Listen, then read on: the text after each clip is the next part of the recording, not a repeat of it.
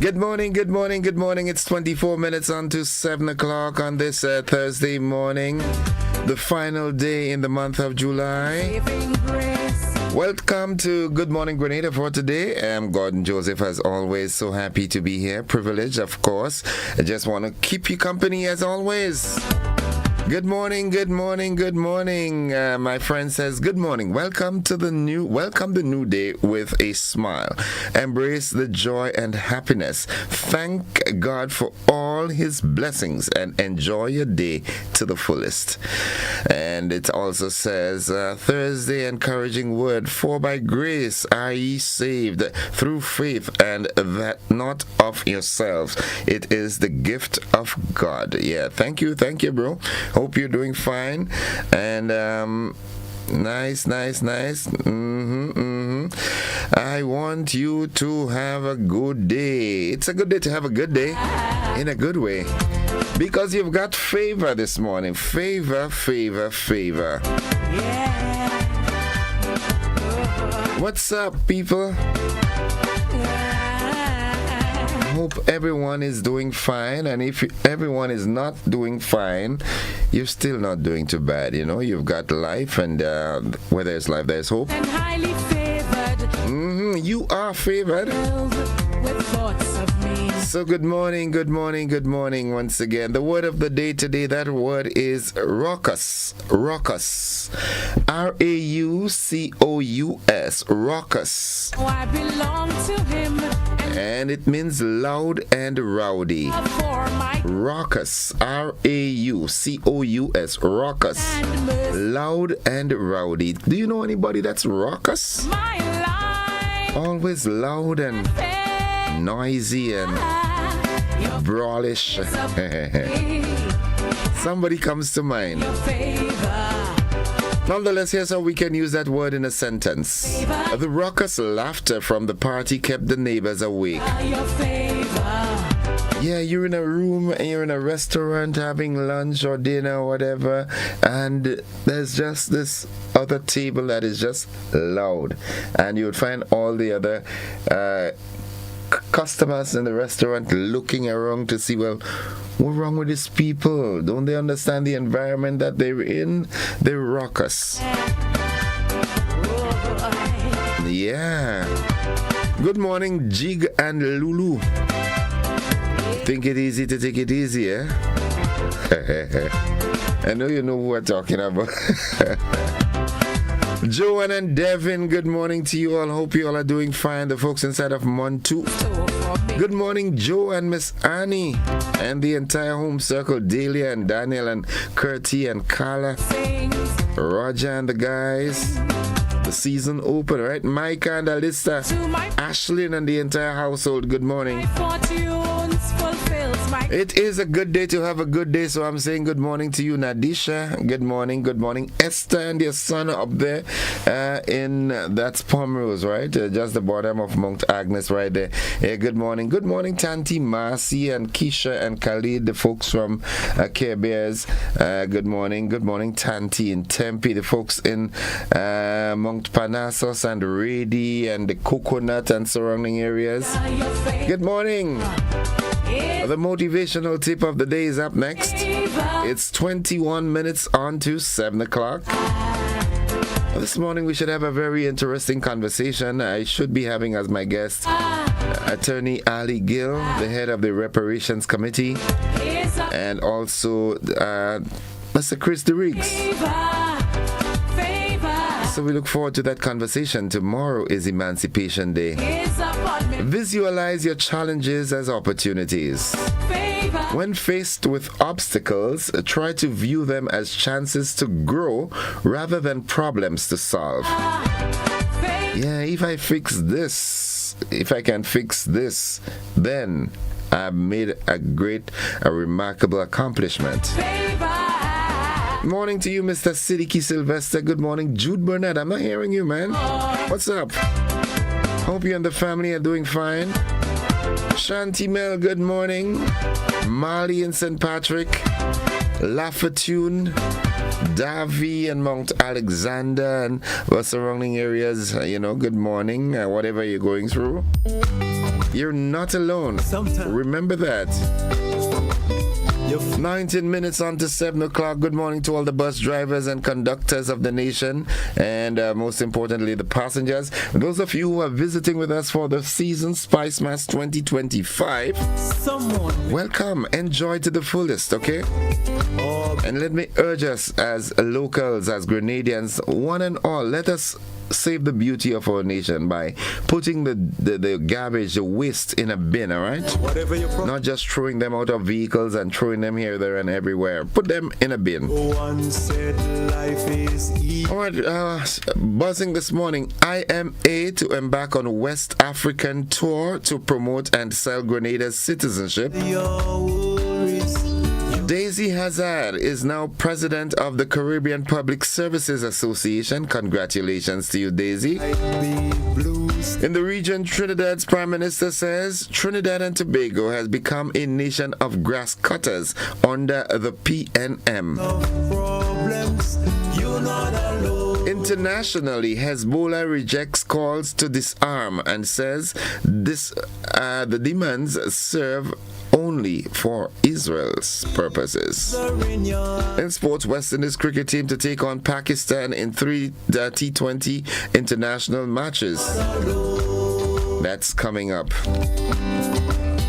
I think I'll start to watch basketball and start to have a better appreciation for basketball. And this West Indies cricket thing is too heart-wrenching, man. So, folks, that's it for this segment. We've got the AM edition of News, Sports, and the weather coming up after these messages. Don't you go anywhere. Has been done somehow.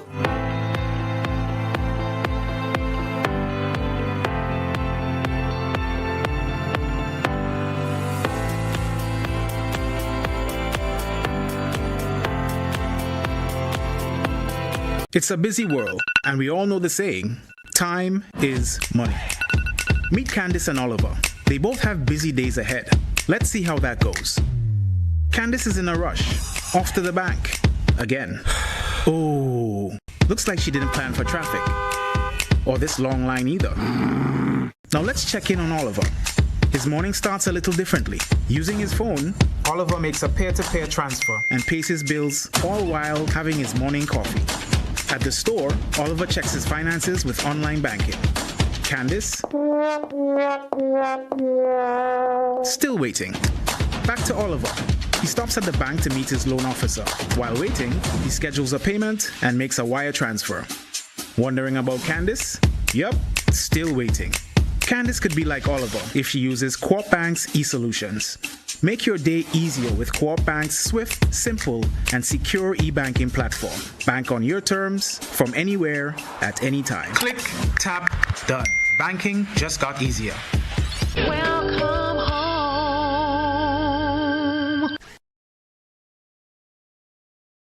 In our part of the world, we need to be prepared for natural disasters like storms and hurricanes, even outside of the season.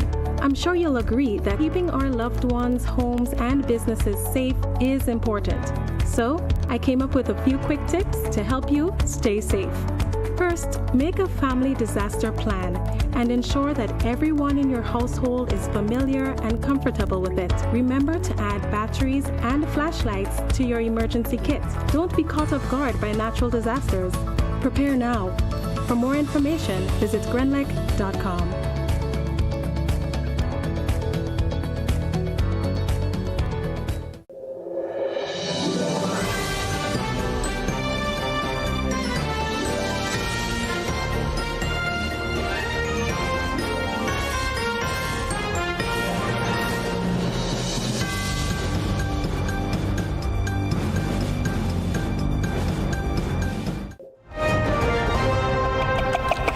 This is the GBN Morning News for today, Thursday, July 31st, 2025. Coming up in the news, IMA to embark on West Africa tour to promote and sell Grenada's citizenship. Daisy Hazard is now president of the Caribbean Public Services Association. In the region, Trinidad's Prime Minister says Trinidad and Tobago has become a nation of grass cutters under the PNM. Internationally, Hezbollah rejects calls to disarm, says demands serve Israel. And in sports, West Indies cricket team to take on Pakistan in a 3-match T20 international series. We've got the details to these and more after these messages.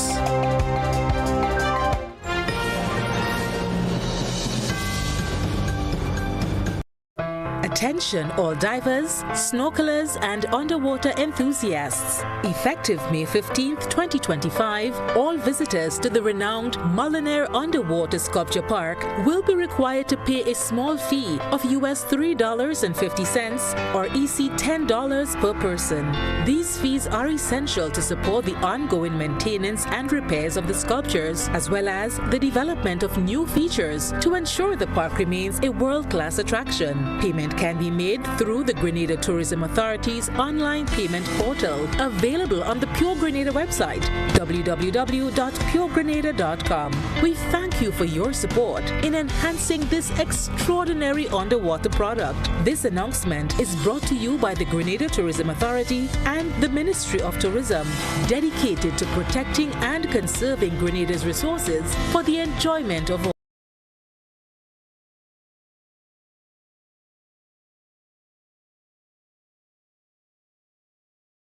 Yes, people, it's me, Tongue God. Don't do your man that. Remember, GBN, Spice Up the Carnage. I will be there. Don't do your man that. Your man don't deserve that, girl. Don't do your man that. Your man don't deserve that. Don't do your man that. Your man don't deserve that, girl. Don't do your man that. Your man don't... Oh, God! Ladies, make sure you come my people support. I will be there. Boom. Don't do your man that, your man don't deserve that, girl. Don't do your man that, your man don't deserve that. Don't do your man that, your man don't deserve that, girl. Don't do your man that, your man don't deserve that. Oh God.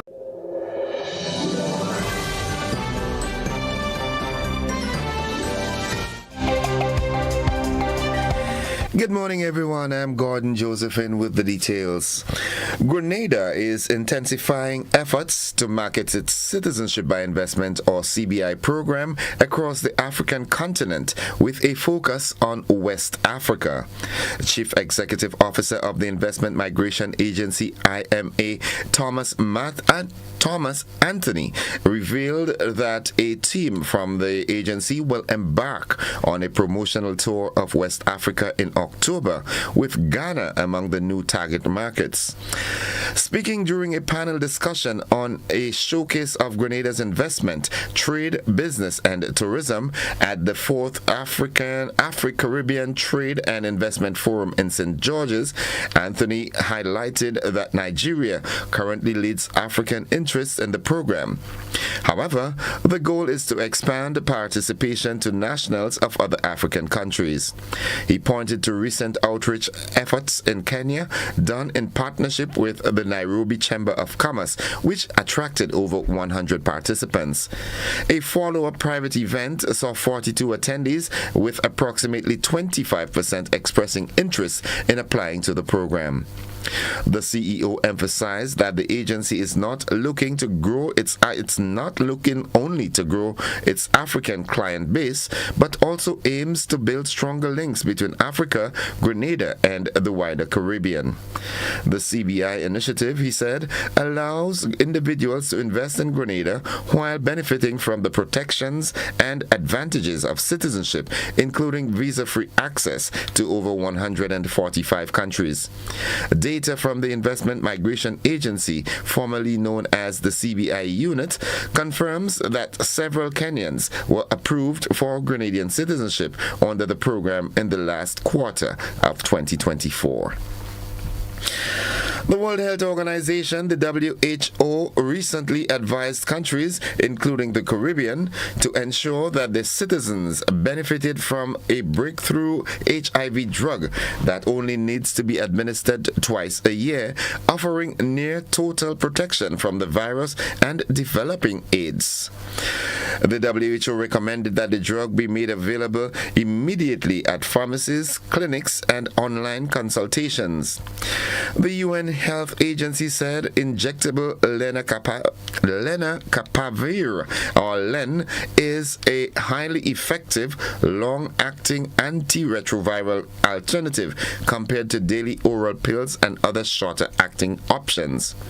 While an HIV vaccine remains elusive, lenacapavir is the next best thing, a long-acting antiretroviral shown in trials to prevent almost all HIV infections among those at risk, so said WHO Director General Tedros Adhanom Ghebreyesus.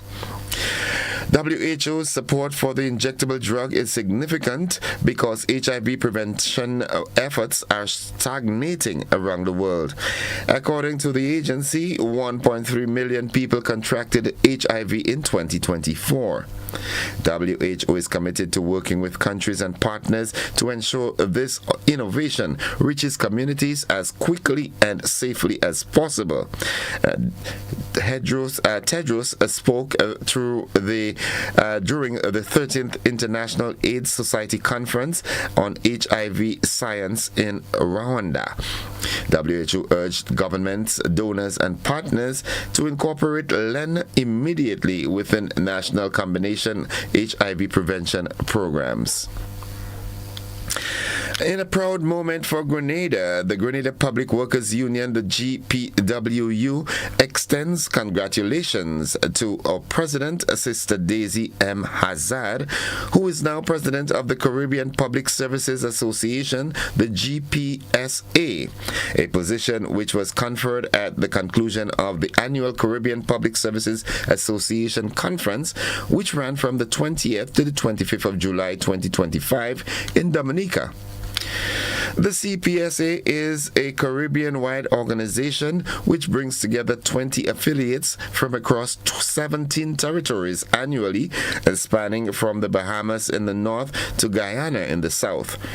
Among its aims, the CPSA unites civil and public sector employees across the region, promotes and strengthens unity, collaboration among regional public service trade unions and or associations, shares best practices, advocates for professional development within the Caribbean Public Service, and serves as a coordinating agency to lobby for public sector concerns with governments.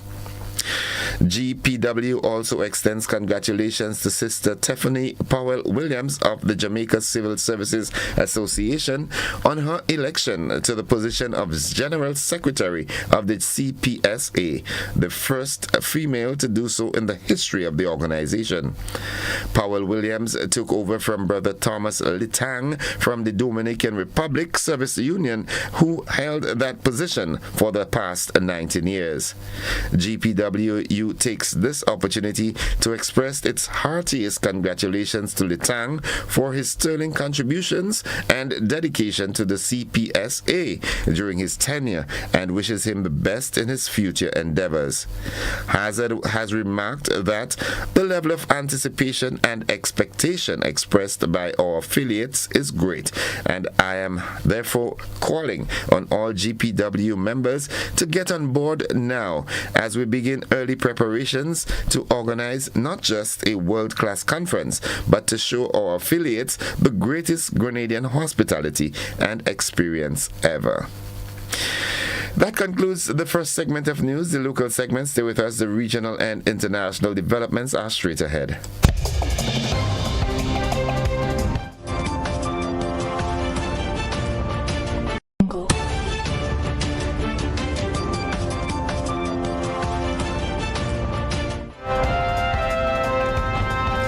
In the region, Trinidad and Tobago's Prime Minister Kamla Persad-Bissessar says Trinidad and Tobago became a nation of grass cutters under the PMN. We've got more in this OCM News report.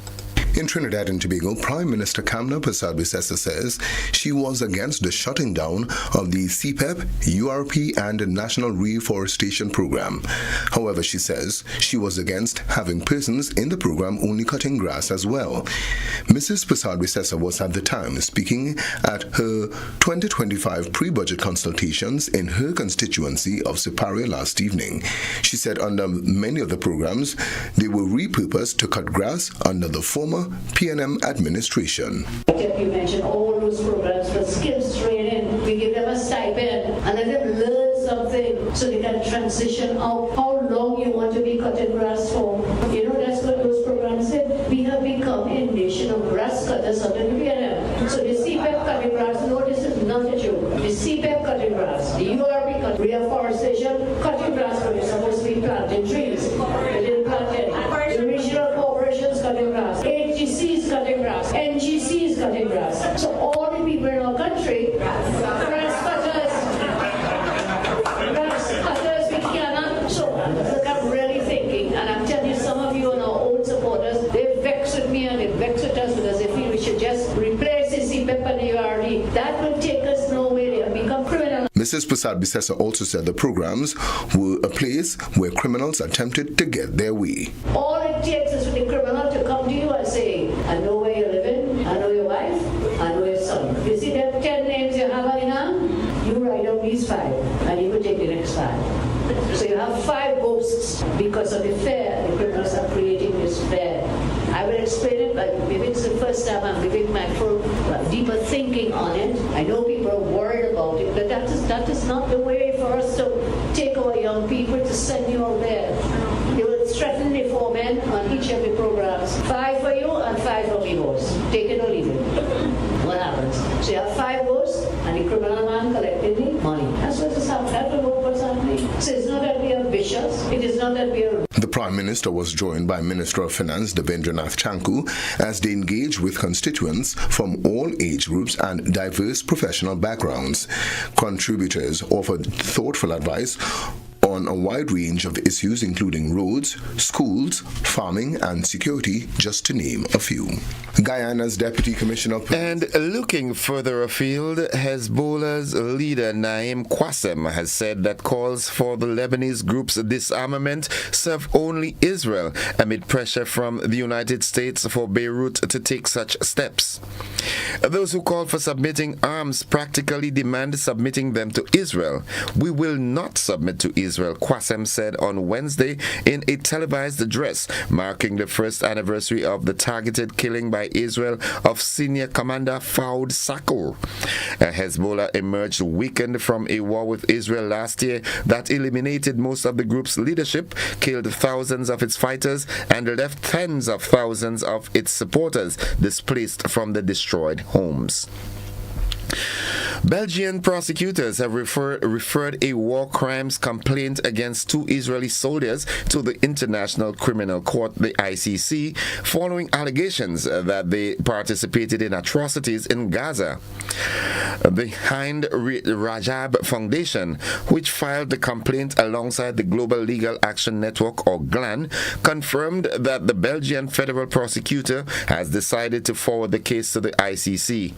The foundation said the decision was made in accordance with Belgium's obligations under international law. And finally, the U.S. Department of Treasury has said it was imposing sanctions on Brazil's Supreme Court Justice Alexandre de Moraes over alleged suppression of freedom of expression and the ongoing trial of former President Jair Bolsonaro.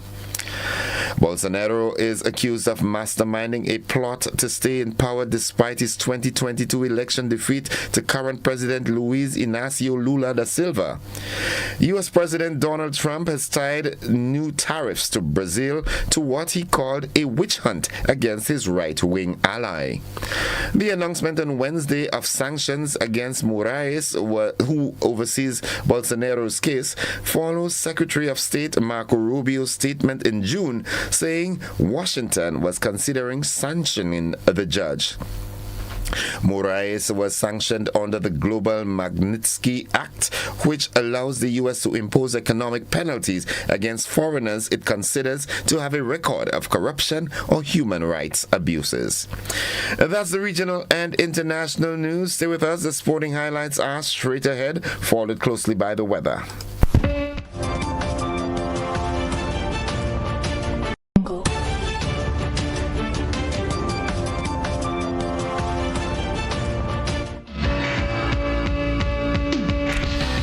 It's 7 o'clock. Good morning, sporting fans. Shimron Hetmyer, the Guyanese left-hander, will be aiming to be amongst the runs when the West Indies cricket team takes on Pakistan in a 3-match T20 international series, which is scheduled from August 1st to 4th, 2025. All 3 matches of the West Indies versus Pakistan T20-25 series will take place at the Central Broward Regional Park in Lauderhill, Florida, and will be available for live streaming in India. West Indies head into the contest after being on the wrong end of a 5-0 sweep against Australia in the last T20 series. Shimron Hetmyer, who represents the Rajasthan Royals in the Indian Premier League, played all 5 matches in the series against Australia and was West Indies' 3rd highest scorer with 129 runs in 5 matches at a strike rate of 179.16. Hetty, as he is famously called, also became the 13th player to score 1,000 runs in T20 internationals for the West Indies in the first game of the series against Australia, and made a 31-ball 52 in the last match, where he was the top scorer in the contest. For the West Indies, Shimron Hetmyer has scored 1,112 runs in 69 T20 internationals so far. The head-to-head record between West Indies and Pakistan heavily favors the men in green. In 21 encounters so far, Pakistan have claimed 15, while West Indies have managed just 3 victories. The remaining 3 matches ended without a result. That's all the sports we've got at this time. We'll have more sports during our luncheon edition and, of course, in our primetime newscast. Stay with us, folks. The weather forecast is straight ahead.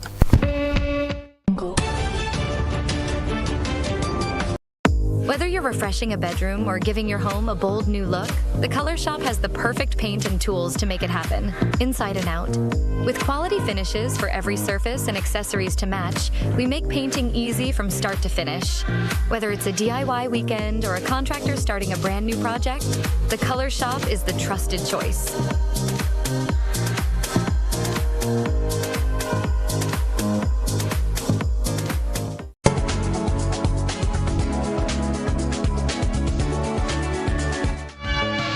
And folks, for the latest weather forecast, we join forecaster Trisha Miller at the forecast desk at the MBIA. Good morning, Trisha.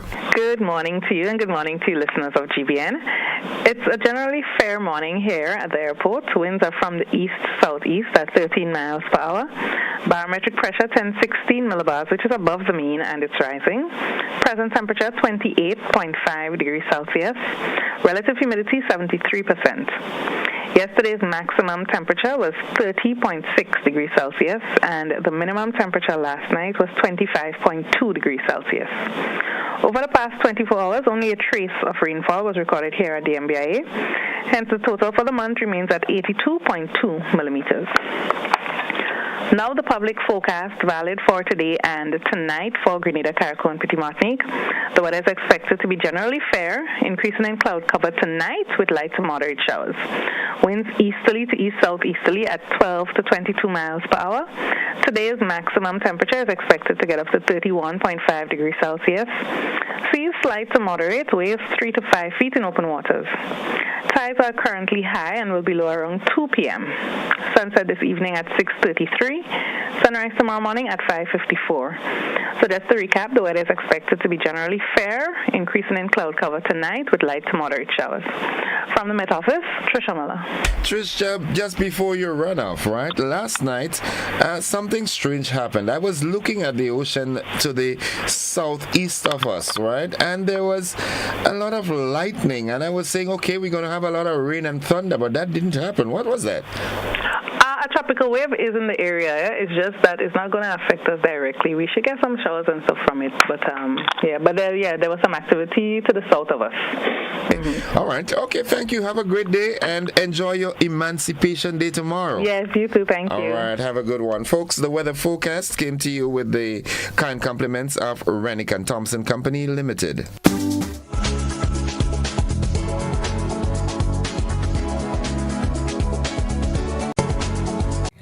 Quartz presents their 2025 appliance event. Be inspired at all Quartz stores nationwide. Save big on select appliances, plus free gifts with purchase. Buy a washer and get 20% off any dryer. Plus, get more when you shop on credit with 10% cash back and free delivery on purchases of $5,000 and over. So don't miss your chance to be inspired at the Quartz 2025 appliance event. Only at Quartz, bringing value home.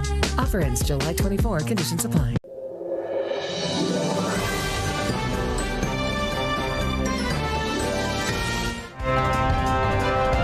It's 6 minutes after 7 o'clock to end the news, a recap of the headlines. IMA to embark on West African tour to promote and sell Grenada's citizenship. Daisy Hazard is now president of Caribbean Public Services Association. In the region, Trinidad and Tobago's Prime Minister says Trinidad and Tobago has become a nation of grass cutters under the PNM. Internationally, Hezbollah rejects calls to disarm and says the demands serve Israel. And in sports, West Indies cricket team to take on Pakistan in a 3-match T20 international series. That has been the morning edition of news for today, Thursday, the 31st day of July, 2025. On behalf of the entire news department, I'm Gordon Joseph, thanking you for viewing and listening, wishing you a productive and safe day, and extending that invitation to you to stick and stay with the network, because we are with you anywhere and everywhere.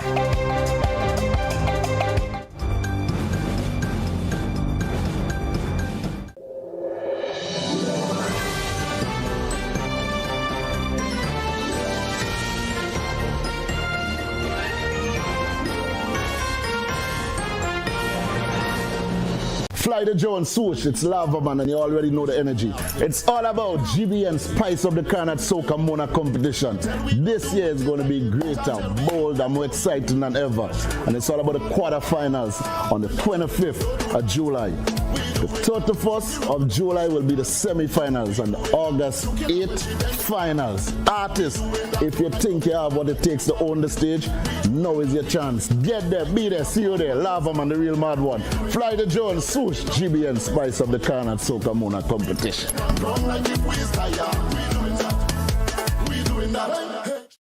Wednesday, August 6th, Concept Events, together with Flatlands Park Ship and Print, present Pre-Day, Black and Bougie, featuring Telpre, the Jab Boss, and his Grenadian family. We coming through, lot of people coming through. This is Pre-Day, featuring Tara the Governor. I said, we get them job, we gon' get them job. Muddy, Capital Jab, Boise. I don't give one boy, we don't do it. What's way? Nobody I know them others can't. Lava Man.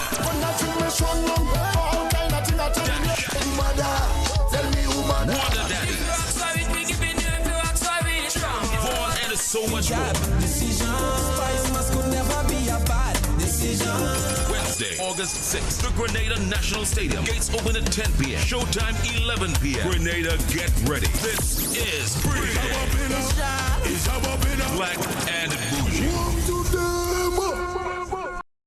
Attention all divers, snorkelers and underwater enthusiasts. Effective May 15th, 2025, all visitors to the renowned Mullinaire Underwater Sculpture Park will be required to pay a small fee of US $3.50 or EC $10 per person.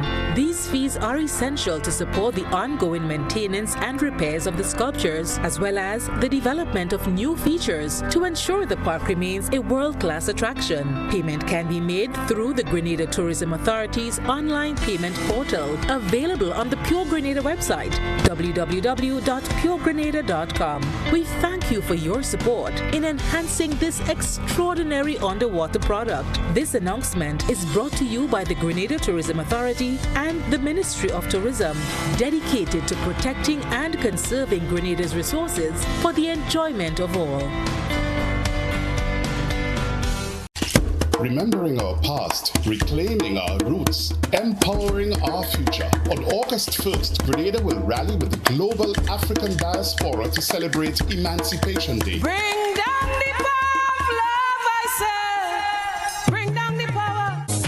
Let us bring down the power of freedom as Grenville comes alive with exciting cultural performances, exhibitions, food, fashion, and great speeches on August 1st. The day celebrations commence at 6 a.m. with an emancipation breakfast at the Grenville car park. At 4:30 p.m., the traditional mass bands will assemble at Dunfermline and head for Grenville, while the school marching bands will leave Progress Park at 5:30 p.m. and parade down to Soubise for the spectacular Flambeau March into Grenville at 6:30 p.m. At precisely the stroke of 8, the spotlight shifts to the Grenville bus terminal with an action-packed program of cultural presentations from the National Performing Company, Spiceland dancers, Cultural Train, Lion Pride, Tivoli drummers, spoken word poets, and top local calypsonians. There will also be a special reenactment of the Emancipation Proclamation. So put on your African wear and come to Grenville in your numbers on August 1st and bring down the power of love and freedom as we celebrate our emancipation. Buses available nationwide. Contact your parliamentary offices.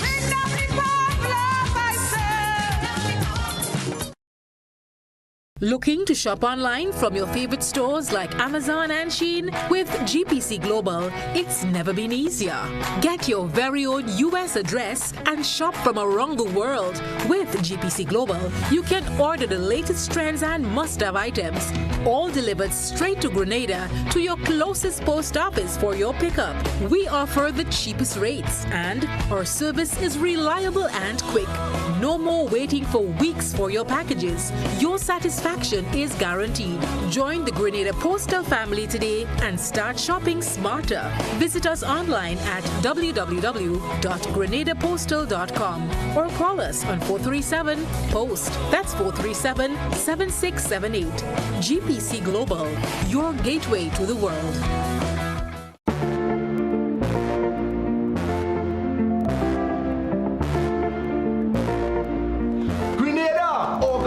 It's all about Kesty Band for the ultimate cool down party. It's all about Carnival Encore. You thought we missed it, and now we can't miss it. Miss Oceanet, girl, coming home, I will see you again. All day through the night, I dreaming.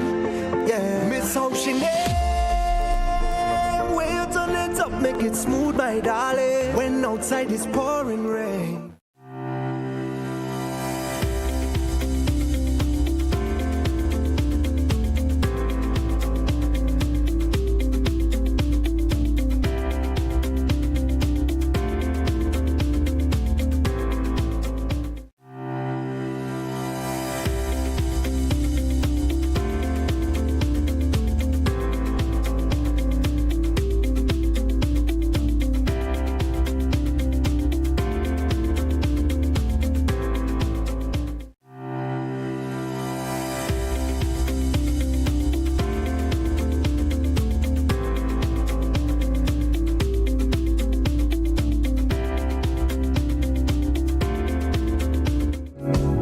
All right, folks, it's now 14 minutes after 7 o'clock, and it's time for me to join Corporal Troy Paul and say good morning for the traffic report this Thursday morning. Good morning, Copy. Happy Thursday. I was just going to say, is it today Friday? No, today's Thursday. Today is a new Friday, but it's Thursday. Yes. Tomorrow is a holiday. Since tomorrow is a holiday. So, the weekend starts early for most of everybody. But good morning to you. Good morning to all your listeners. Good morning to everyone hearing the sound of my voice. It's that time of the morning where we bring to you the traffic updates for today, Thursday, the 31st day of July. Is the last day of the month, and we're heading straight into August. At the moment, the traffic is rather quiet, but that traffic would not remain so throughout the day. We've already seen some parts of the day where the traffic starts becoming heavy, and that is due to the fact that we have foreigners in our country, and most of them are driving and they are making use of our roads. It is a plus for economy, but drivers must be mindful that expect some delays and expect a little congestion along our roads throughout the day. As I've stated, it is rather quiet at the moment for now, but shortly, because as of yesterday, we've seen that the traffic started building very, very early. So maybe in the next half hour or 20 minutes, we expect some heavy movement of traffic throughout our streets. We already know that the Calvin Public Road along with the Grenada Public Road already is active. Persons traveling to and from work in those areas, and persons are expected to get some build-up of traffic in the next 20 minutes, especially along the Calvin Public Road and along the Grenada Public Road as well. We have a lot happening in terms of activities. As I stated, the Green Street walk have already started, so persons, especially in the night time, will not be able to traverse along the Green Street Public Road. You'll have to, any villagers in that area will have to come up by the graphic shop and make their way to their various house or wherever they choose to park. Walk continues along the Calais, Morris Bishop, and Point 7 Public Road, so persons can expect some delays, especially in the Grand Dance area. Also, the River Road Public Road is now one way, so persons coming from the Grenville Tempe direction can drive free through that portion of road, but however, persons coming from Beverly Street direction will have to go through the Ring Road. We have an activity this weekend, the Carnival Children Frolic, which is happening at the National Stadium. However, there will be a parade from the Beverly Street for the kids right up to the stadium. However, Saturday will be one of our crazy days since that we have no report. Tomorrow, I just want persons to be aware. There will be a traffic plan, and so persons accessing the stadium for that event will have to do so via the Cherry Hill intersection with Queensback Ring Road. So persons must be mindful of that. Also, there will be no parking from the fish market right up to Cherry Hill. Also, the entire that portion of road from Keep Left go right up to Purcell's Lumber Yard is already one way, so therefore persons would not be able to park along that road, go right up to Purcell's Lumber Yard. Also, the Mount Rush Public Road and the Cemetery Hill Public Road. Persons will not be able to come down the Cemetery Hill because that road will be made one way as an emergency route. So our emergency route will be up Cemetery Hill onto Old Fort, Lucas Street, and head onto the hospital, Church Street, and onto the hospital. The entire Ring Road will also be no parking as well. However, persons will be allowed to park in the concrete area of the Kiani James National Stadium and also the Wesley College Ground and the Gate 6 of the National Stadium. So persons must pay attention to where they should and shouldn't be parking. However, there will be officers who will be there to assist persons in that regard to ensure that they park in the designated areas that they park. Also, the VIP parking area will be that first left after you come off the Humbag Bridge in that area by the riverside. So persons, listen to the sound of my voice, please pay attention to your parking areas. As I've stated, there will be officers who will be guiding you through that process. So persons should not park in those areas that we deem no parking. If persons park, they can be ticketed, clamped, or towed away at their own expense. So persons, please take note. Persons who have not left home as yes, I urge you to leave home now so that you will avoid the rush. And remember, if you do not have anything to do within the towns, within our towns, please let us avoid so that we can avoid those congestions that we're seeing. The accident state for the past 24 hours, we had a total of 14 minor accidents, and I repeat, 14 minor accidents. It has skyrocketed from 7 to 14. That is a whole 100% increase from yesterday's reporting, and you'll start seeing the increase in accidents. And I want to appeal, I will continue to appeal to drivers. Please let us practice safe driving. Let us not be distracted from the cell phones and any other distractions that may cause us to lose focus on the road. We are approaching a weekend. We also have an event in St. David's tonight, which is called What's Red Plus Peace. Persons, drivers, you come out from those events, take your rest before you start driving. If you consume alcohol, please, let's get designated drivers, have different modes of transportation so that we can avoid the unnecessary accidents. Persons running off the road due to fatigue driving, due to driving under the influence of alcohol or whatever drug. Let us be safe for the carnival season. As we say, the thing already starts, so let us practice safe driving. And persons, please leave home. If you have not left home as yet, you will be late for work. And the question that we ask every morning, and we will continue to ask, if you're texting, who's driving? If you're texting, who's driving? Yes. Corporal Paul, have yourself a great weekend, and I know you've got your tasks cut out for you, but I know you're capable of handling it. So to you and the team at the traffic department, have yourselves a great day. By extension, the rank and file of the RGPF. Have a good day and a great weekend. Thank you, and thank you to your entire team at GBN, and have a blessed week as well. Okay. Folks, that has been the traffic report. We take a quick commercial break. When we come back, the conversation. We're talking emancipation. I've got with me this morning Attorney Ali Gill, the lead on the Reparations Committee, and also the chairman of the Cultural Foundation. I hope I have it right. Mr. Christopher DeRiggs. Chris DeRiggs. We'll be back after these messages. Don't you go anywhere.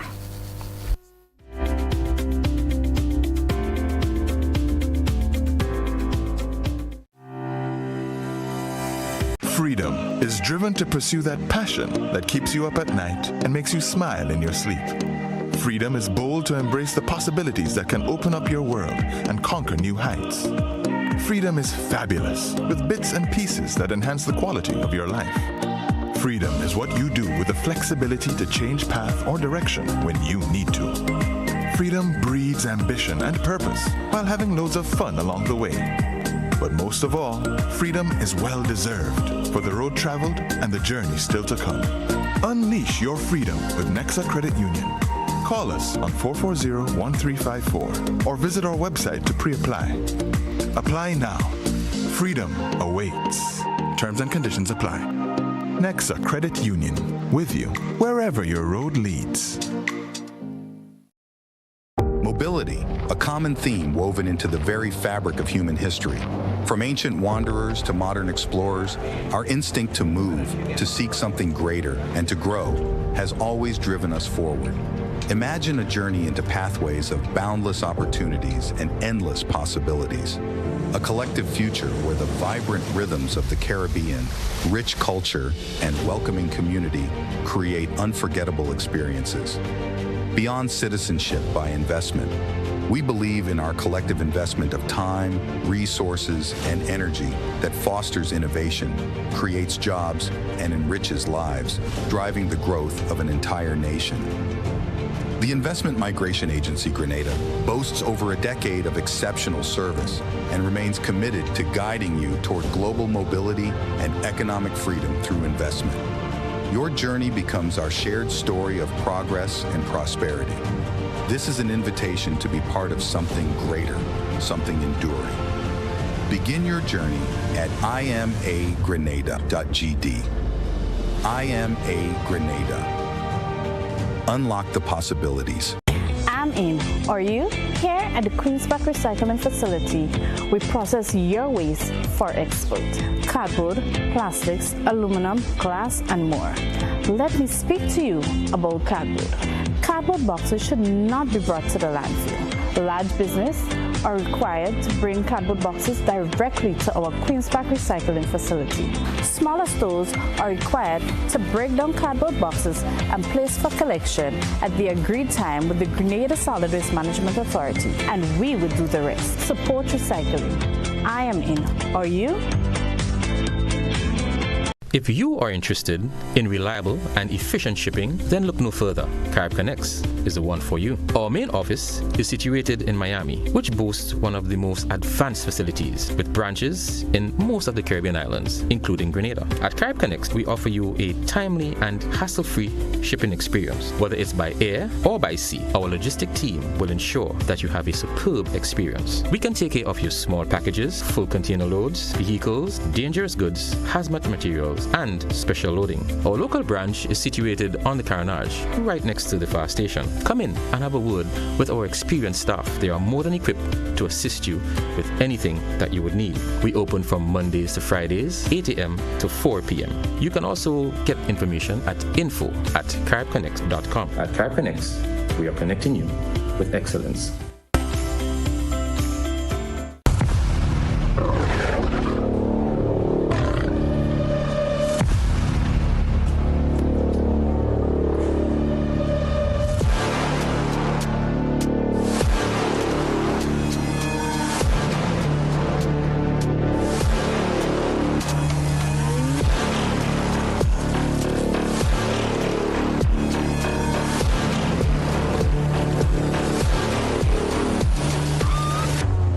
Distributed by Echo Blue Limited. Visit us on the Lansopine Main Road or call 405-4818.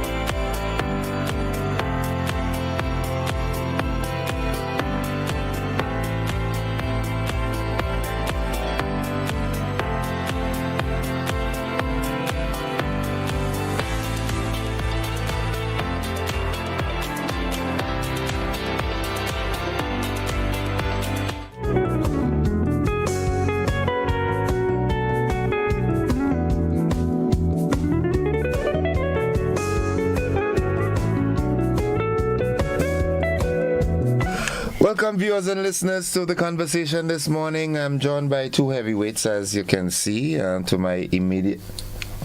Why you look at me like that? Well, like me, heavyweight. All right. So where's the category for heavyweight? Featherweight.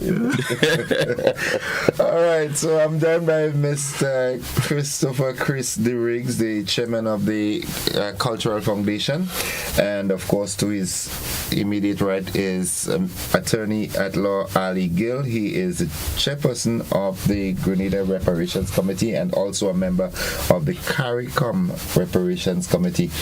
Gentlemen, good morning. Welcome. Today is a very significant day for more reasons than one. We get an earlier weekend, and it's all because of the wisdom of the powers that be that saw it fit to place Emancipation Day as a public holiday, being tomorrow, the 1st of August.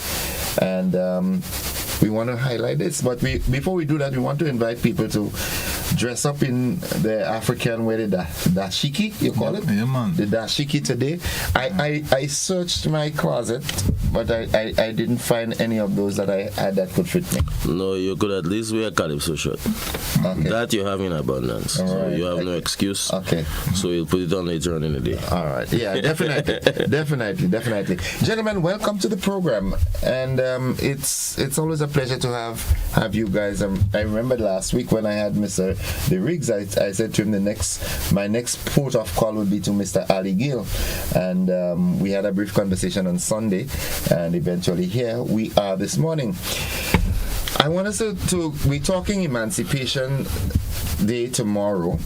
We're looking, but I want us to get a sort of forerunner to it. How did we get here?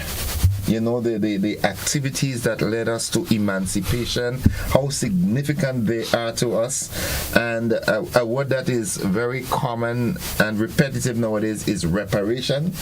I want my share. So let's do a sort of build up to today, and then we would highlight the activities, how we celebrate it on the 1st of August, which is tomorrow. So I think I'm gonna let who wants to go first? Let me not put myself in a quagmire here. The heavy sweet will go first. Okay, all right. I get my mic to old people. All right, so Emancipation Day, August the 1st, 1834, was the day that the Emancipation Proclamation was read. It signified a new period, a new dispensation in the lives of the enslaved Africans in the British Empire, but in particular in Grenada, the 23,600 or so enslaved Africans in Grenada. It was the start of a new chapter, but it did not represent complete freedom.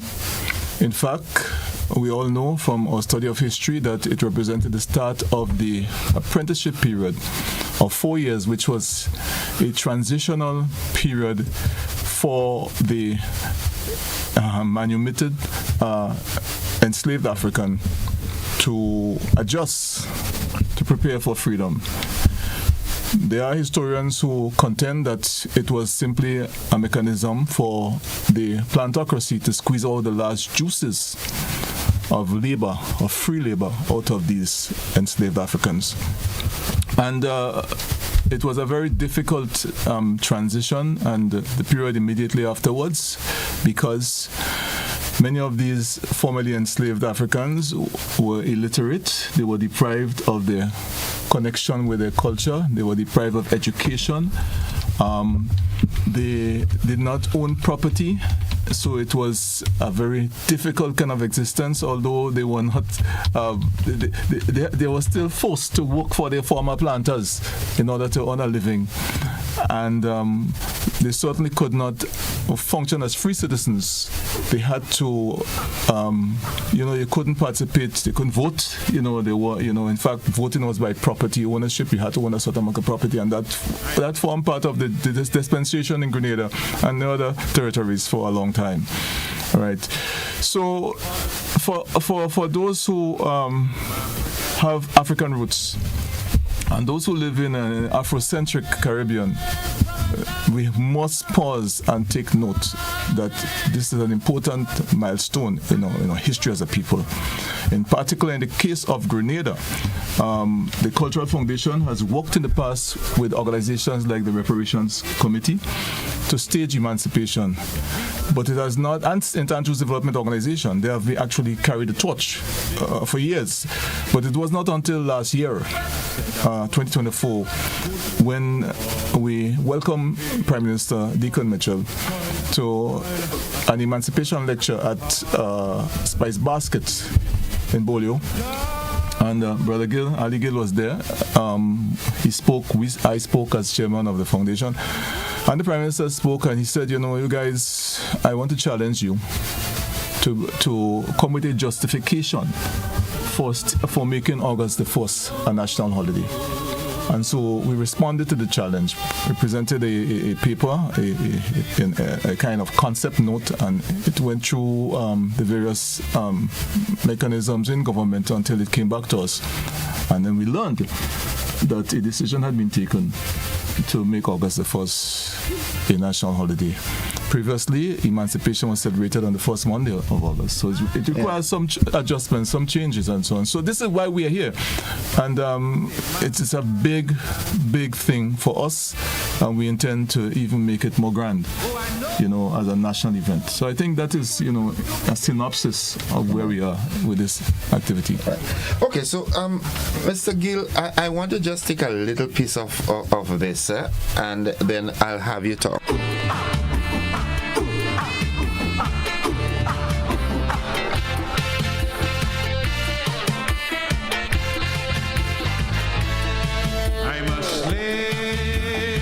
from a land so far. I was caught and I was brought here from Africa. I'm a slave from a land so far.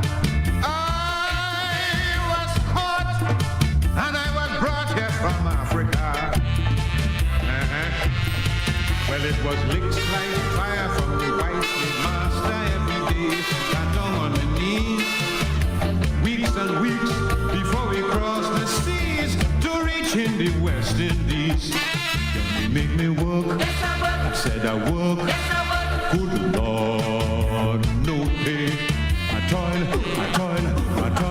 I say I toil so hard each day. I'm dying.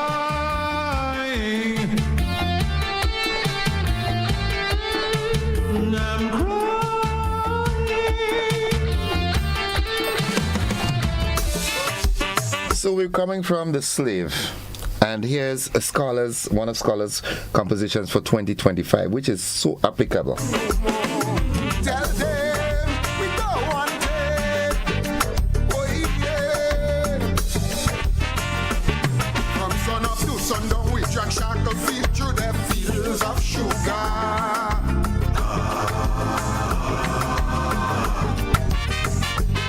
Toiling relentlessly with no break was still not enough for massa.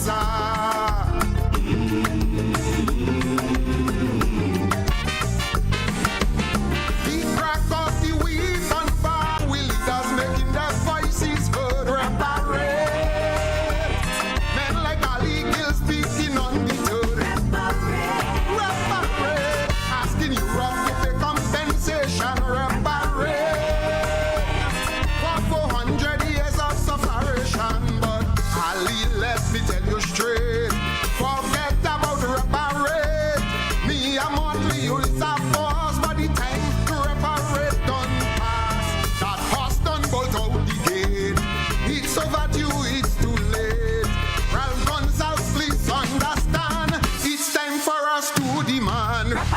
For all of the blood they spill, innocent children they kill. For we names we had to lose, the beating and all the bruise. For the dogs that tear we skin, so much sense. Welcome to the podium party. Good calypsos, great calypsos. In fact, do you know that the slinger Francisco, the mighty sparrow, came from a village called Grand Roy? Which means great king in French. Yes, and he celebrated 90 years this year. And Grenada did nothing to seriously commemorate his birthday. Some years ago, I tried to initiate the Sparrows Day, July 7th. And people said to me, what did Sparrow do for Grenada? I said to them, what did Sparrow do for West Indian civilization? That's the biggest question. That's the question. As the greatest calypsonian who ever lived. And that particular song, Slave, is an all-time classic. You listen it and you get an insight as to what transpired during slavery and so on. And Rapper 9 by Scholar, we have been trying to get our cultural artists to do calypsos or songs or plays or poems on the subject of reparations, because really and truly you need the creative minds, the cultural artists really popularize this struggle and these topics and so on. So when you hear calypso about these things, poems about it resonates with the common man and with the people. So that is why a week or two ago I gave Sparrow, Finley Jeffrey, a little plaque to thank him for making the effort, because calypsonians have a wide variety of topics that they can sing on, and to choose a topic as reparations where you have to do all the research and so on, not everybody is willing to do that. So we applaud his efforts, and we hope that during today and tomorrow, calypsos like that will grace the airwaves to create the heightened awareness about emancipation. So I want to join with Mr. DeRiggs and commend the government for making August 1st a national holiday. Traditionally, it has always been the first Monday. Yeah. And it was always referred to as August Monday. Like in the US with Juneteenth. Yeah, so it always people say August Monday. So the real significance and relevance of emancipation was lost, or unless persons were conscious enough to remember that Monday was meant for emancipation celebrations. The rest of the population think is Rainbow City Festival and Regatta. Now I say to people, without Emancipation Day, you couldn't celebrate independence. So we have a massive thing for independence, February 7th. Well, if you did not have emancipation, you would not have had independence. No, they would not have been independent. So that really and truly, and when you speak about emancipation, is really and truly a watershed moment for our people from being treated as chattel, which is property. So that our African ancestors was bought and sold, like how you buy your T-shirt or your car. Right, and then as Mr. Derrick's pointed, in 1834 you had August 1st emancipation, and then they moved to a period of what they refer to as apprenticeship. Now it's two significant things here. The Emancipation Act compensated the plantation owners or the slave owners, not the enslaved, and it compensated them for the loss of property. And that loss of property was not the land or the sugar cane or the tobacco which they grew on their plantations. It was the slaves as property.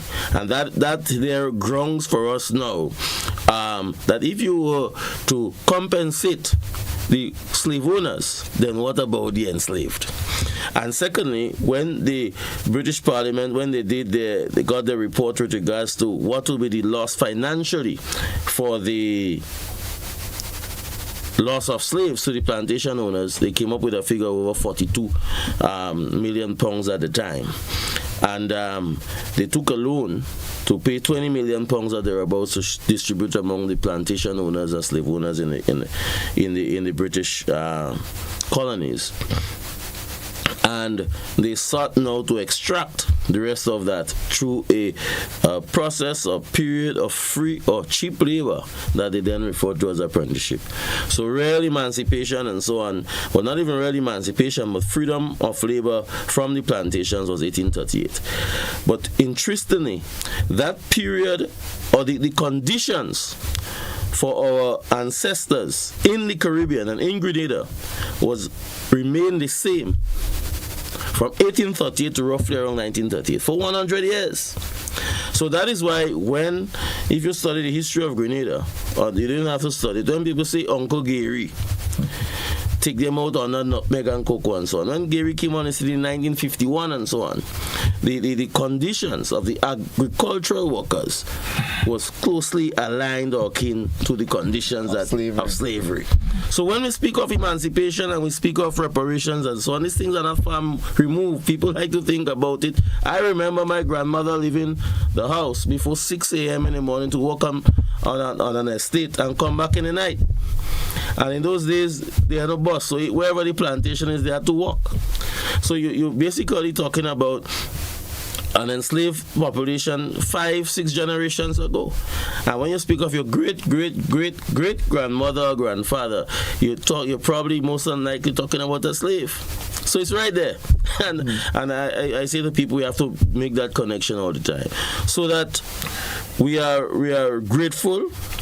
And over the years, we have done our little thing with the Cultural Foundation to commemorate emancipation, do a little walk in St. George's and so on to keep the let's say the flambeau alight. Yeah. Right? But the government this year has given us and saw the significance of having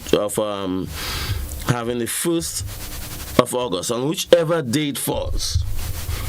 Whichever dates falls as emancipation, and this year will be our first year having the 1st of August as Emancipation Day, and we are having some celebrations hosted in the historical town of La Baie, and we are encouraging all Grenadians to come out in your numbers and to participate. It's extremely important, and Mr. Derrick made a point emancipation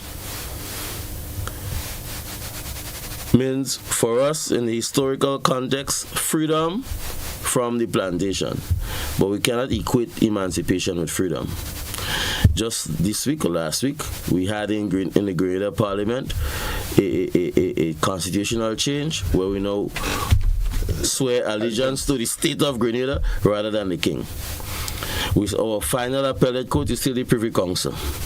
Our head of state is still the King of England, the Royal Grenada Police Force, His Majesty. So we have a long way to go to continue to tear away at these trappings of colonialism and trappings of British dominance in our society before we could say we're truly emancipated or truly independent. We have some way to go. Let me ask you this. You're relatively a young man, but you've studied this deeply. You're a lawyer by profession, so I know you're well learned.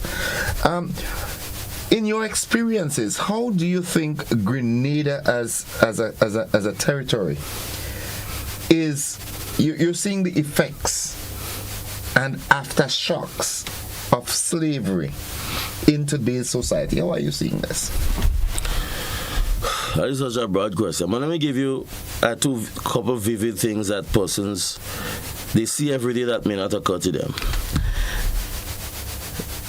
Let's look at the communities of Prizan, Bouchejou, and Happy Hill.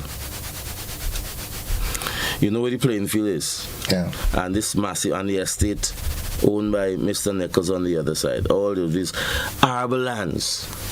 Bouchejou Estate, the playing field there, and then the lands on the next side. That was the estate. If you notice, the community of Happy Hill and the community of Brizan and Bouchejou is on the fringe of that estate, in the stone, so to speak. So you see stony areas in Bouchejou and Brizan and Happy Hill. They stayed close to the plantation to provide the plantation with labor. So you see, and that's just a typical example that I use all the time because the vividness is there throughout. You could see, you could identify communities like that right across Grenada, where you see villages and so on built, developed among the stones, among the fringes of plantations, right? So that's one vivid thing. Now, you see the legacy of slavery in our education system. And we have to be grateful for the Grenada Revolution that started to seriously increase the numbers of secondary schools on island, in a real manner of speaking. But when we look at St. John's, for instance, I use St. John's, we had two secondary schools, St. Rose Modern Secondary and St. John's Christian Sheeper. Those two schools are around 50 years. Yeah, just around there. 50 years. Celebrated. One of them celebrated 50 years, I think, Sheeper, yeah. So the older schools are in the town. St. GBSS, Anglican High School, St. Joseph's Convent, and so on. And students from St. Andrews, St. Patrick's, and they had to get scholarships in those days, in the 70s, to come to schools in town. Yeah. And Chris could explain to you better than I do that they had to stay in hostels and so on and so on, boarding and so forth. What that says, it speaks to the limited amount of spaces that there was for students to access secondary school education. In fact, we had a system, and the older folks will tell you, and that I'm making this point because it is not far removed. Yeah. You had pupil teachers, bright students who finished primary school, but they didn't get a scholarship to go to secondary school. Well, I guess the history is close because I have a granduncle who eventually became an education officer. That's the point. I don't know if you remember Mr. Orleans John. Nobody can forget Mr. Orleans John. Right. So I'm just saying these things for you to see the gradual progress that we have made. And when the British left us in 1974, as I say all the time, they never left us with a cent. So that you could, they never left us with monies to go build roads and schools and so on and so forth, They never did.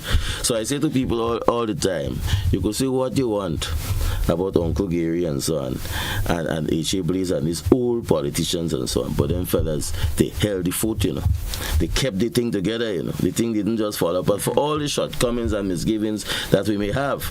But they were not dealt a fair hand to begin with by the British. Throughout the entire British Caribbean, when the British left us with independence, the most they gave us was a constitution. Which in itself was to continue the slavery, right? Well, what it did was to left in place now the relationship of master-servant. Yeah. I want to please. I want to comment on the legacy, but this time in a more positive light. The legacy of colonialism or enslavement. The fact that countless numbers of Africans were kidnapped and transported to the Caribbean. What I think there are some positive retentions of Africa, not of slavery, of Africa. So, and that some of it is intangible, but we can see it in some of our rituals in the community. A lot of our African roots are in the Yoruba nation, and so when we speak of Shango, right, that is a Yoruba retention. When we speak of certain cooperative initiatives and the culture of the cooperative spirit in Grenada and in Trinidad and other places, with the maroon, right, as a way of collectively harvesting or collectively coming together to build a house or something. That is an African tradition. The Saraka. Let's call it Saraka. And Saraka. Yeah, but Saraka, and Saraka. Susu. Yeah. Susu. Yeah. Right. And so the Saraka is a spectacular event, has grown in its significance over the years, and the most prominent one being the Riversali Saraka, run by the Riversali group, and they have done a wonderful job over the years. This has become a national event. You have thousands of people descending on Riversali for the Saraka event, right? A lot of people don't know about the origin of Saraka. It's an African retention, and a lot of it has to do with caring for the community, caring for the marginalized, taking care of children, and so on, feeding people. So we, in spite of the fact that we survived the Middle Passage, we survived the harrowing experience of slavery. There are some retentions, and so while we inherited a dilapidated infrastructure, they didn't do the schools, they didn't do the hospitals. We were dependent on foreign aid to do these things when we even after we became independent and so on.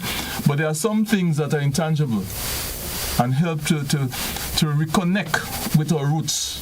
And I think these are things that the cultural foundation is researching and giving visibility to, because these are defining elements of the Grenadianness and our African connection. So I just want to point that out. Let me ask this. From the cultural foundation's standpoint, is it intentional to continue researching and presenting new literature and experiences? Because I've listened to Ali there, and something kind of twinging in me, that Grenadians, and by extension the people from the Caribbean, could really come to grips with the realities that are there and become more positive, more focal, and get a clearer understanding that would change and maybe aid in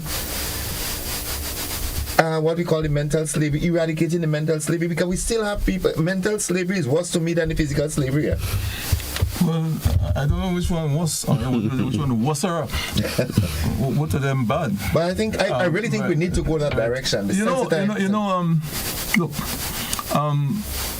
Re-education of the population doesn't only happen in schools, right? It happens in families, it happens in the community, in community organizations, and so on. And we need a coalition of a commitment to re-educate. And we have a different narrative to write in terms of our history as a people. So I've often said,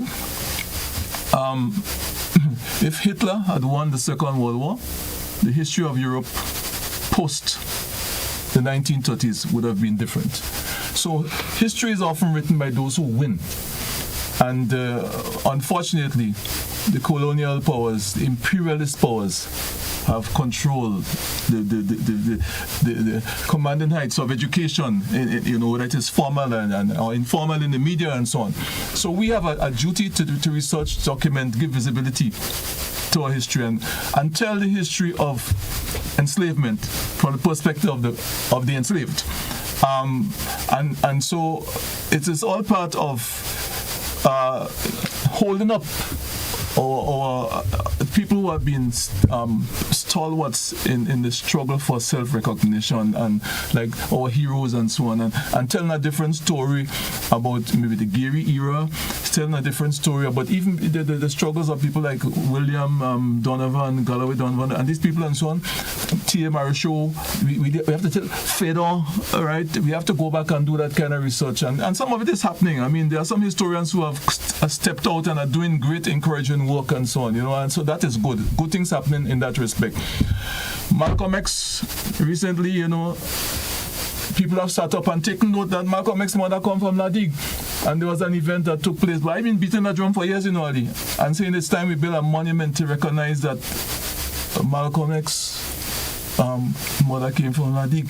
And in the case of even Henry Christophe, right, born on Sanssouci Estate in St. Andrews, right? These are the things that we have a duty to research and document and give visibility. It's part of the re-education of our people and telling a different story, and that's how we really achieve some. We break away from mental slavery.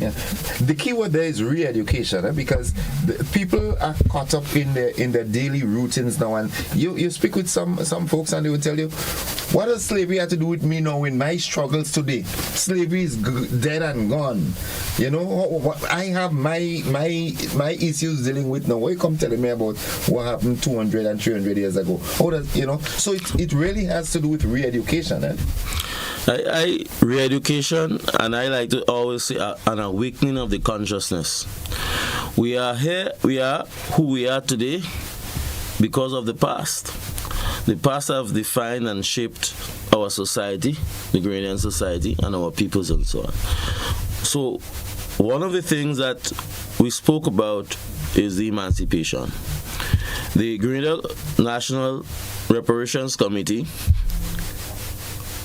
about 5 years ago, before this administration came into office, we made a clarion call for the renaming of streets and the physical spaces around the country. The past administration, they agreed to it. This administration also has expressed positive sentiment regards to doing it as well. So that when we talk about Sendal Tunnel, Sendal was a governor of the Windward Island. Grenville Street, Melville Street, these are former past colonial administrators who had investments in slave plantations and so on and so forth. So that the trappings continue all around us. And that re-education, as Chris rightly pointed out, we cannot just leave it for the formal teaching and learning in classrooms. It must be taught in our communities, in our calypsos, in our storytelling, all right? Because we have very strong oral history, right? And then people and so on. I always say to persons like Chris and so on, we need to get the older folks to write, because as the old storytellers and the griot passes on, we are having this sort of a vacuum or generational gap sort of thing, and that is partly responsible for us losing the patois. When I was growing up, my grandparents and so on spoke patois words that I never understood. Because they didn't want you to know what they're talking about. Well, boy, I jealous my colleagues in St. Lucia and Dominica and so on who have the patois now as a sort of second language. So that we have to be conscious now that we do not continue to lose these oral traditions and so on. And one thing about Saraka, now, different communities are now popping up and popping out, all in New York and so on, and say they're having Saraka. I prefer to say food festival. The Saraka, as Chris pointed out, is a serious African tradition. It's not just a mere cooking of food and sharing. You see, there needs to be the connection, the African connection, and so on. Not because yes, man, and everything. Yeah. Yes, man. Not because you cook food and you say come for food and you feed it on the ground. And there must be the spiritual connotation. Well, you have to do the Saraka dance and the Saraka libations and all of that and so forth and so on. So these are traditions that if we don't be careful, we'll corrupt it ourselves by our practice, thinking that we're doing good. It's the same thing I say to persons and with the jab. We have ownership of the jab. When people come for Grenada Carnival, they come for Spice Mass, they come to play jab. But we can't play jab whole year. Yeah. It was not a year-long activity. Yeah. It was not meant to be played every Sunday of the month. I know I call it. There's an expression called constant jamming. I call it constant jabbing. Yeah. So that you lose the essence of the thing if we just do the thing by we do the thing anyhow, anyway, you know what I mean? So that the PM was right where he said, well, we started a bit too early, and persons, thing and so on. But no, the essence of this cultural practices and so on is that there is a season for it, and there's a reason for it. Yeah. And we have to be careful that we don't lose the reason and we don't go out of season. In a real sense of speaking, because then it loses its whole essence. It loses the whole essence. Then we scandalize the thing. Yeah. You know what I mean? Reason and season. Yeah, reason and season. Yeah. You have a calypso making it. Well, I hope. Well, a calypso in the house, he might pen a line. I like this. But no, we have to as we go along. So this emancipation, I pray that the celebrations would create an awakening of the consciousness of the people. And coincidentally, this week we had a massive Afro-Exim conference here with a lot of Africans coming directly. I see flights directly from the African continent to Grenada for the very first time. What does that mean to us? Oh, you mean it shows us the possibility. Yeah. So that's what we're talking. When we had to go to Africa, now we had to go up to London and come back down. Go up to Godong. To go up to Godong. And Africa, that is a colonial legacy. That's a legacy of slavery. It breaks the ties. You see, what the master has set up is that for you to reach your ancestors, you have to go through them. Literally, go through them. But just across the pond is like our brothers and sisters live there. 4-5 hours flying. Right? And you see, listen, so, this is so, I mean, the way we're putting it here this morning, it is so important that the ordinary man, it could sort of arouse your curiosity and say, but wait now. All these things that we're talking about, that to go to Africa, you have to go through England, is a setup. Yeah, setup, and it's financially prohibitive for most people. In more ways than physical. Yeah. Right. All the trade protocols and the institutional arrangements for trading reside in Europe and North America, and so even to trade with Africa, there are certain almost impossible. Protocols that are defined, almost like statute that we have to follow. And I'm absolutely certain that as that friendship and that rebonding, takes fuller shape, you'll find these powers that be start putting things in place, maybe even tariffs, because tariff is a big word nowadays, to sort of inhibit that reconnection. But I say this reconnection is a must. It's a must, and the Rastafarians have been saying it for years. I always like to, when I speak about Africa connection with the region, I always give respect to the Rastafarians. They have been saying it for generations. And then we used to say, what happened to this Rasta man and them? This ganja man. Yeah, why they go and plait the hair? Why they go and bathe? But they were preaching certain truths to us that we have ignored. What this conference and the recent engagement between CARICOM and the African Union has shown is that we can trade directly with Africa in the region. We can do tourism. Africans coming here. Growing up, I always thought a Caucasian person had to be a tourist. You know what I mean? And I'm coming on a cruise ship. You know what I mean? So it shows the possibilities and the potential that we have as a people here in the Caribbean if we can reconnect properly with our ancestral home. Okay. As we wrap, for the celebration tomorrow, today into tomorrow and going forward, what are the plans? Well, today, as we have said, is African Wear Day. You notice Ali and myself, we put on the dashiki, and we are challenging you to do so. I'll figure it out in a while. As soon as it's 9 o'clock and I'm out of here, if you see me 10 o'clock, you'd see me different. Yes. I had to borrow something, right? And so we're encouraging as many people as possible to assert their Africanness, assert the connection with Africa. We say we are remembering our past, we are reconnecting with our roots, and we are empowering our future. And today is a manifestation of that, starting with the cultural expression of African wear. Later on this evening, there is what's called an interdenominational praise and worship at the Grenville bus terminal. We expect to get going by 8 o'clock this evening.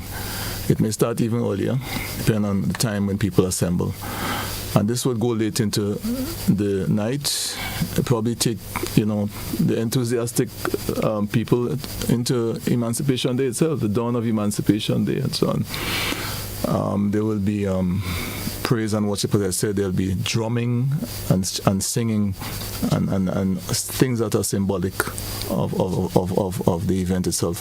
Tomorrow morning at 6 o'clock, that's Emancipation Day. There is what we call an emancipation breakfast.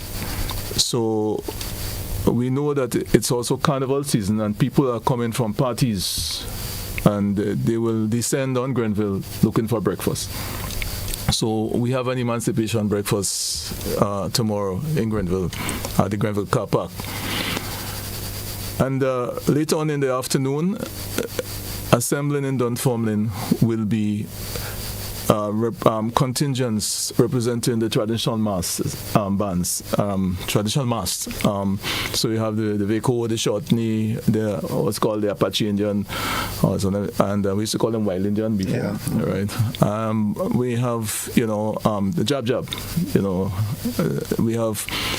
We have actually two delegations, one from the Penmota St. Paul's area, and they are organized and disciplined in how they dramatize the Jab Jab rituals. So we're looking forward to have them. And there's a group of youngsters from Paraclete, I think, who will be under the tutelage of the teachers, and they also are the younger Jab Jab. So the generations going from, we have continuity early in the Jab Jab culture. So, and so they will assemble at 4:30 in Dunfermline, and they will parade down to Grenville. They will be joined by the marching bands of secondary schools, who will join them from Progress Park. And they will proceed as far down as Subi's Chilaxin, in front Chilaxin area.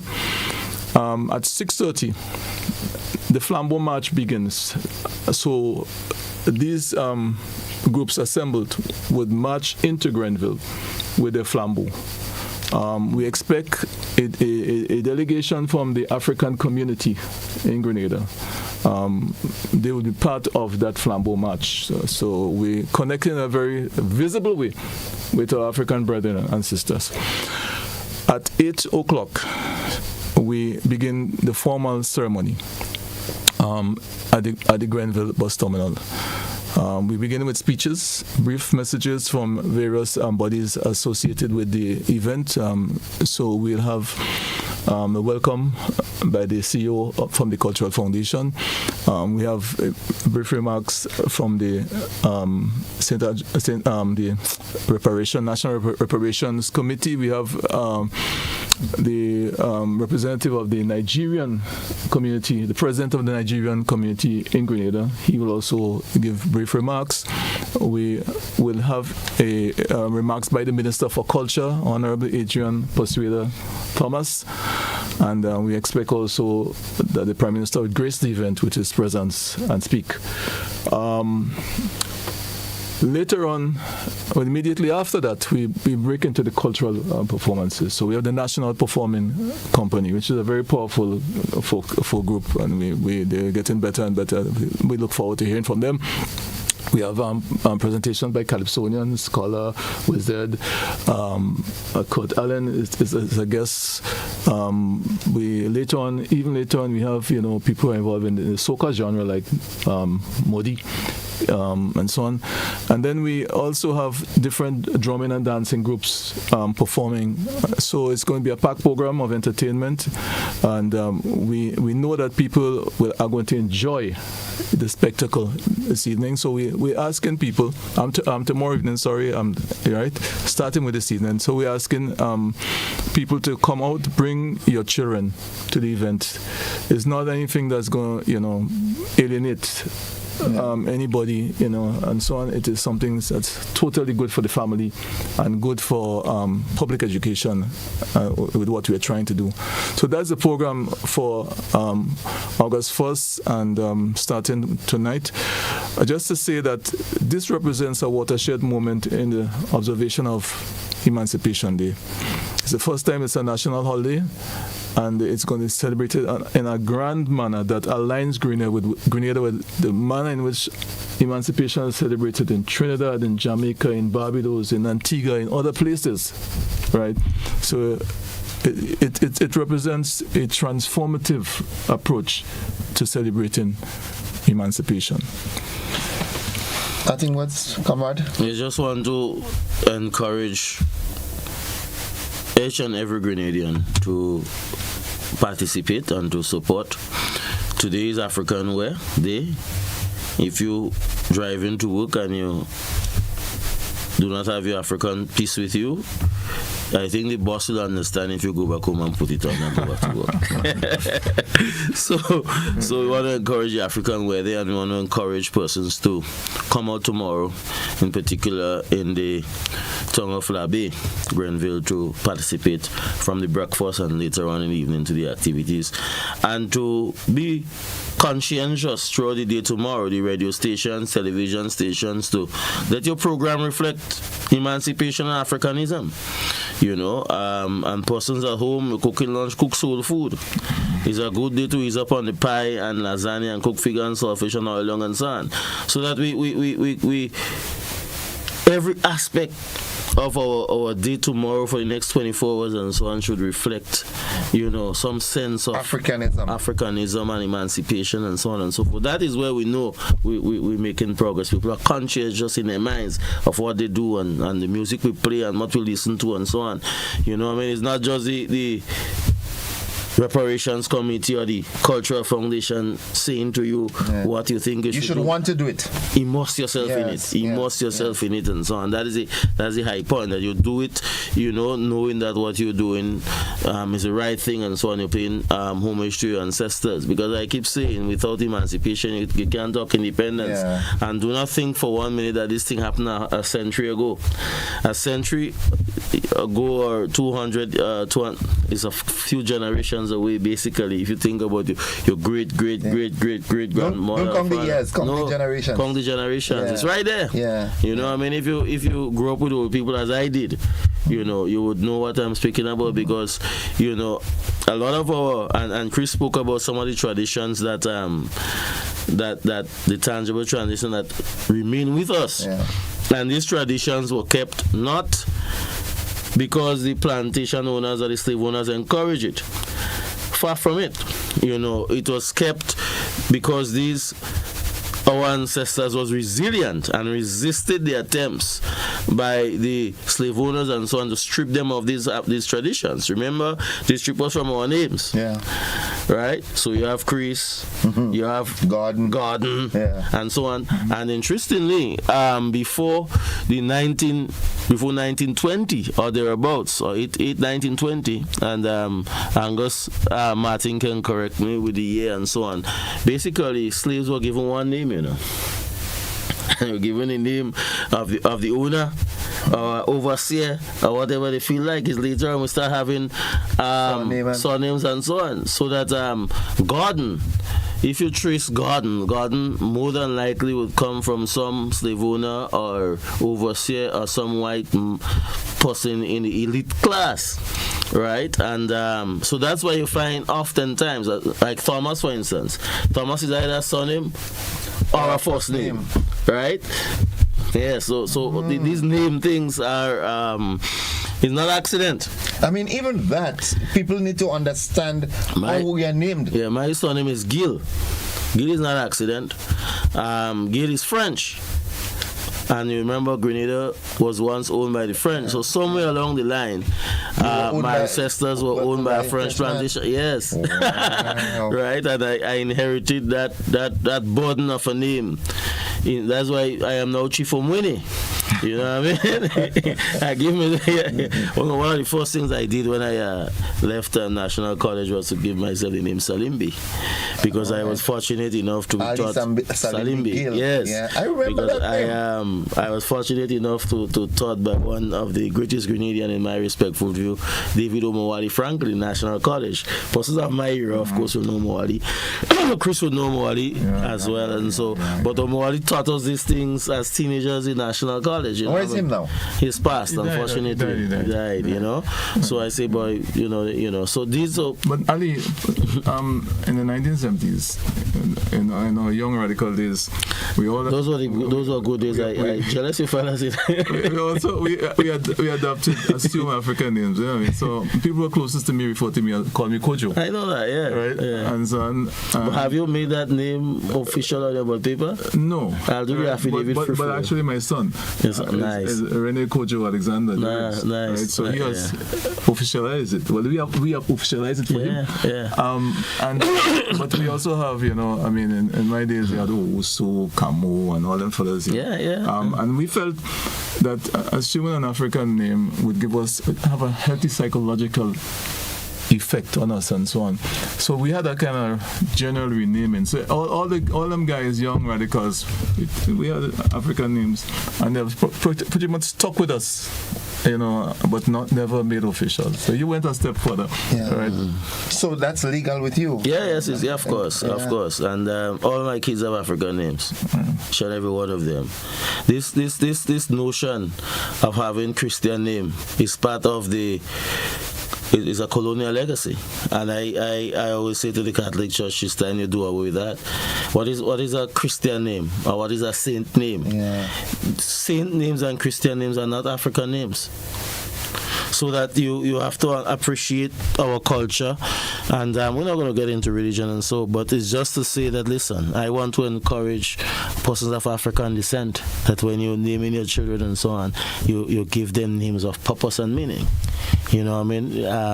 To have a child is the greatest joy that any person can have, and all this consciousness. So that's why I speak of consciousness. You have to be conscious enough to appreciate that. Listen, even with the naming of the child. Yeah, you may be Gordon. Yeah, but I mean, your offspring. Find out my right name for me now. Yeah, but check comment. God, we are going up. Yeah, and but the information is there. All the registration and so on is there. I mean, Dr. Martin has committed a lot of eye-opening research on just certain basic things that we take for granted, so that when persons hear their names and surnames, I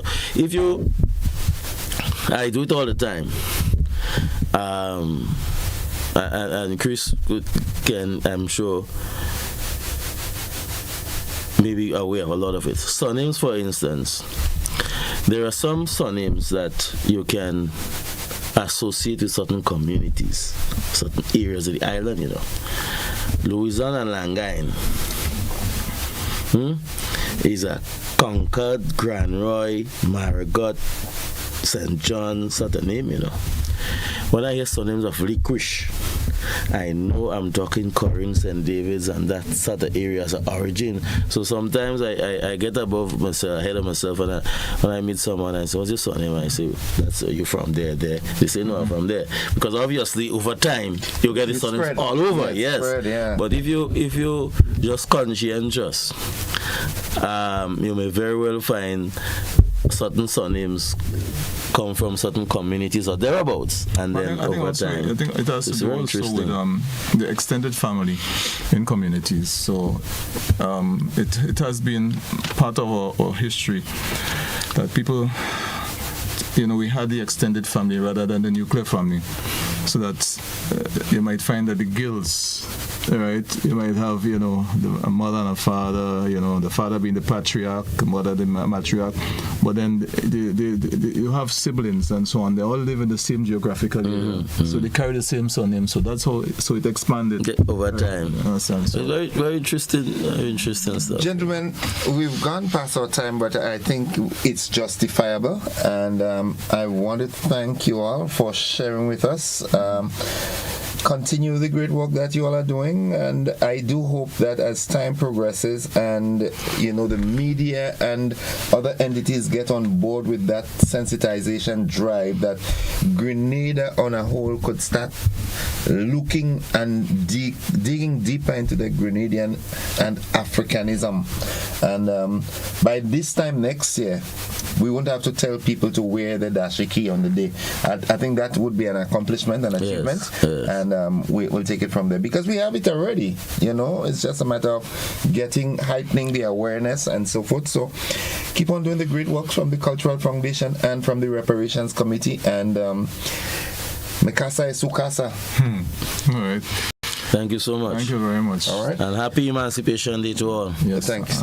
Folks, I have been speaking with the chairman of the Grenada Cultural Foundation, Mr. Chris DeRiggs, and the chairman of the Grenada Reparations, and also a member of the CARICOM Reparations Committee, attorney at law Ali Gill. And remember, if you haven't done so as yet, get your African wear today, and let's heighten or Africanism. We'll take a break, we'll be back. Wow. Reparate, and we don't want you wrong to reparate. No more. Tell them we don't want it. Oh yeah. From sun up to sundown, we track shackle feet through the fields of sugar.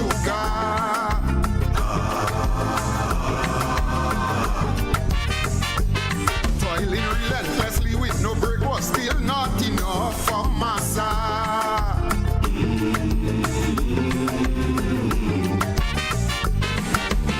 The crack of the weave and bark, tearing flesh down to the bone. If somebody dare relax. Attention all divers, snorkelers and underwater enthusiasts. Effective May 15th, 2025, all visitors to the renowned Mullinair Underwater Sculpture Park will be required to pay a small fee of US